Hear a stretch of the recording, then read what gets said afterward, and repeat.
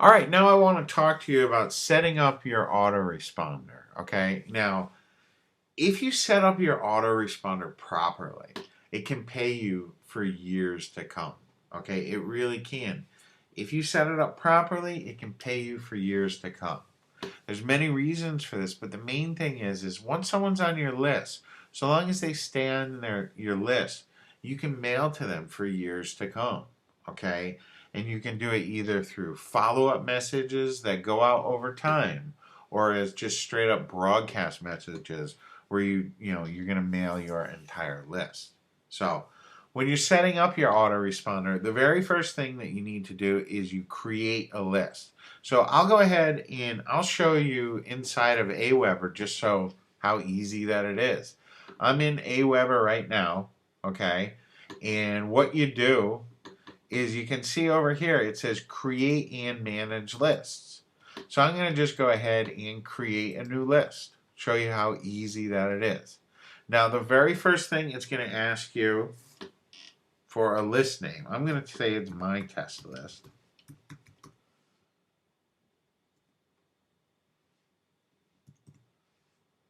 Okay, we're going to name it and then give it a description. My test list test. Okay, it's coming from me. It's got an address. Now, you can set up Aweber to give you notifications. I generally don't, but you could enter your name and email, and every time someone signs up to your list, they'll send you an email. It's fun at first, but you'll find it gets annoying after time. So make sure you go ahead and save your settings. So we've got our first list, it's created, my test list. And then next what we can do is we can personalize our list. What we can do is we can brand our list with all our information. Okay, so you can add in your company name, your URL, an email signature. You can connect it with Twitter and Facebook. I'm not going to worry about that right now. Okay, what I am going to worry about though is you can see over here where it has confirmed opt-in. A lot of people think that you have to go confirmed opt-in. What that means is when someone enters your email list, they have to confirm their subscription before they'll get emails from you. And I recommend you turn it off. Okay. And all that, like, they strongly suggest you leave it on. I suggest you go ahead and click on the off button and tell them, yes, I do want it off, because you're going to get more sign up. You're going to get more people on your list that way. Because too often an email can get blocked or just doesn't get through. And if it's your confirmation email, those people are going to never get the information from you that they signed up for. So I recommend you have it off and then go ahead and click on Save Settings. Okay? Now, once you've got your list created, the very next thing that you want to do is you want to create a web form. Now, Aweber is very cool. Aweber is very cool with their web forms. Okay, they have a lot of different designs. You just click on create a web form and you can see it's gonna have all these different designs that you can use. There's all kinds of different things. I like just using basic type of designs, but this one right here is all right. And you can see there's a lot of stuff on here that we don't need. Like, I like to get rid of a header. I like to make sure that it's centered. Okay, you can see we can change that to center. I like to get rid of this powered by Aweber button. It's not necessary. And also get rid of the footer so we have a nice tight little opt-in form. And I always, absolutely always, get rid of the submit button and put something like click here for instant access. Okay, I like using something like that. And you can see that it doesn't fit, so if we just go ahead and hit the resize button, that'll allow us to resize it and make sure everything fits. And we can go ahead, go to step 2. Now, this is very, very, very important, okay?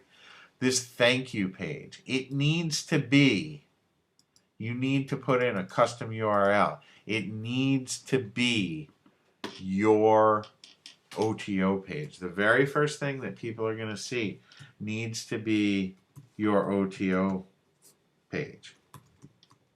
Okay, so make sure that you put in your OTO page. That's extremely, extremely important. Okay, and I also like to have my already subscribed page be the OTO. So if someone's already on the list, I like to go ahead and show them that OTO, even if they try to sign up again. And then we go ahead and save our web form. Okay. And then the next step is it's going to ask you, where are we going to publish this? And then you just go ahead and you can get the code right from Aweber, and you paste this code right into your web page. Okay? It's really easy to do. But like I said, the most important part about this is to absolutely make sure that the very first thing that people see after they opt in is your OTO page. That's very important. Okay?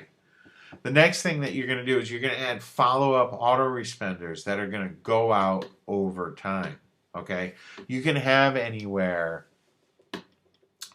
between 1 and 100 different follow-up messages that go out to subscribers over time. Now, the very first message needs to deliver what you promise on your squeeze page. So if you're giving away a report, make sure that that first message that they get is the link to that free report. So the way that we set up follow-up messages in Aweber is we just go to messages and then follow-up. Okay? And what we're going to do is we're going to create a follow-up message. So if we just click on, I like to just create plain text messages as opposed to HTML, but that's okay. If you want to use HTML, you certainly can. And what you do is you put in a subject line. Mine is going to be, thanks for signing up.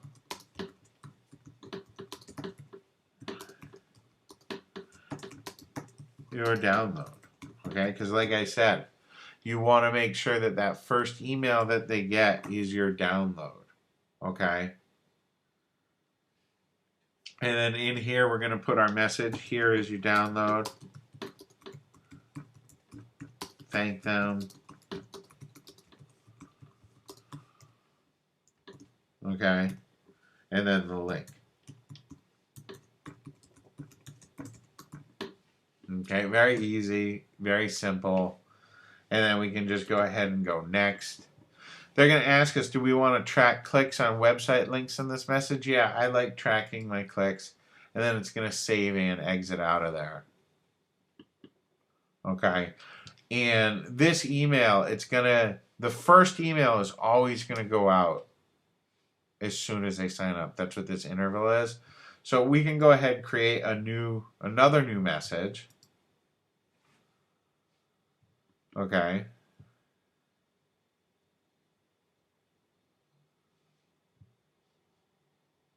And we can go, this is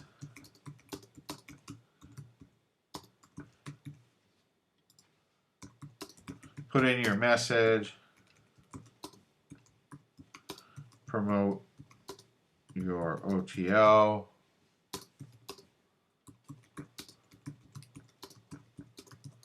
your list, and tell about yourself and how you got involved.